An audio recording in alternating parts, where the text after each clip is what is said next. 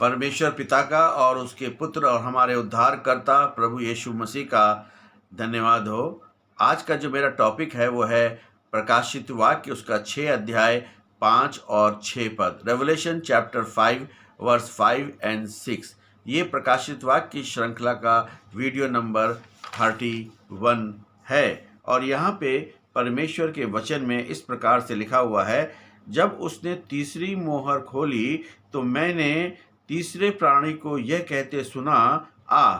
तब मैंने दृष्टि की और देखो, एक काला घोड़ा था और उसके सवार के हाथ में तराजू था। मैंने उन चारों प्राणियों के मध्य में मानो एक शब्द को यह कहते सुना, 1 दिनार का किलो भर गेहूं और 1 दिनार का 3 किलो जौ पर तेल और दाखरस की हानि न करना। ये वचन तीसरी मोहर के खुलने और काले घोड़े के आगमन का वर्णन करता है। ये मानव जाति के में अकाल, आर्थिक अन्याय और अभाव को दर्शाता है। काला घोड़ा जो है वो अकाल और आर्थिक असमानता का प्रतीक है। काला रंग, बाइबल में काला रंग अक्सर मृत्यु, शोक और अकाल का प्रतीक है। विलाप गीत 4:8 और 5:10 में अकाल के कारण त्वचा के काले पड़ जाने का वर्णन है। तराजू, तराजू न्याय का प्रतीक होता है, लेकिन यहाँ राशनिंग को दर्शाता है कि जब भोजन की अत्यधिक कमी होती है तो उसे तौल तौल कर कम मात्रा में दिया जाता है। इससे पता चलता है कि मनुष्य की बुनियादी ज़रूरतें भी मुश्किल से पूरी होंगी।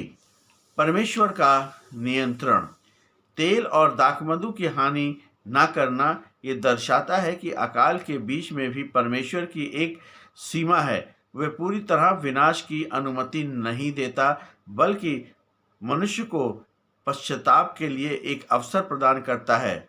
दिनार, प्रथम शताब्दी में 1 दिनार एक मजदूर की पूरे दिन की मजदूरी थी। गेहूं बनाम जौ, समान समय में 1 दिनार में लगभग 8 से 12 सेर गेहूं मिलता था, लेकिन यहाँ 1 दिनार में केवल 1 सेर मिलने की बात कही गई है। इसका अर्थ ये है कि महंगाई 8 से 10 गुना बढ़ गई है और एक व्यक्ति दिन भर काम करेगा तो केवल इतना कमा पाएगा कि खुद का पेट भर सके, अपने परिवार का पेट नहीं भर सकता है। तेल और दाखमधु, ऑयल एंड वाइन, ये प्राचीन काल में विलासिता, लग्जरी की वस्तुएं मानी जाती थी। गेहूं और जौ गरीबों का भोजन खत्म हो रहा है, लेकिन तेल और दाखरस अमीरों की वस्तु थी और वे सुरक्षित है। ये आर्थिक अन्याय था। जहां गरीब भूख से मरता है वहां अमीर अपनी विलासिता बनाए रखता है। काला घोड़ा अकाल और कमी एवं संसार में संकट और संसाधनों की कमी को दर्शाता है।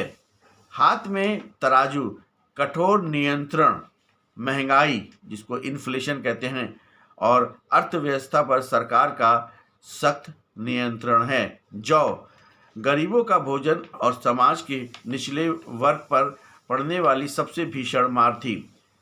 तेल और दाखमधु विलासिता की निशानी थी और अमीरों और गरीबों के बीच में बढ़ती हुई खाई थी। ये मोहर हमें याद दिलाती है कि भौतिक संसाधन, भोजन, पैसा अस्थायी हैं।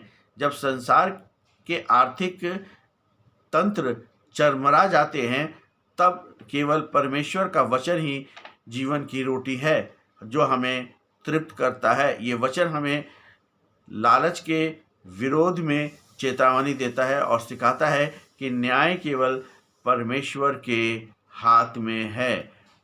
सिर्फ इस बात का ध्यान रखें कि जो भी न्याय इस संसार में आएगा वो परमेश्वर और उसके पुत्र और हमारे उद्धारकर्ता प्रभु यीशु मसीह के हाथ में होगा, और ये कार्य उनसे कोई छीन नहीं सकता, क्योंकि वो परम परमेश्वर हैं, जीवित हैं, महान हैं, अति करुणामय हैं और ख़ास तौर पे अल्फ़ा और ओमेगा हैं, आदि और अंत हैं। इसलिए उनके पास कोई भी इनसे कुछ भी छीन ना पाएगा, क्योंकि परमेश्वर हमेशा एक सा है। और इसलिए प्रभु यीशु मसीह पे विश्वास करें, प्रभु यीशु मसीह से अपने पापों को मान लें, प्रभु यीशु मसीह से अपने पापों का पश्चाताप करें और प्रभु यीशु मसीह को उद्धारकर्ता के रूप में ग्रहण करें। यही मसीही जीवन है। आमीन।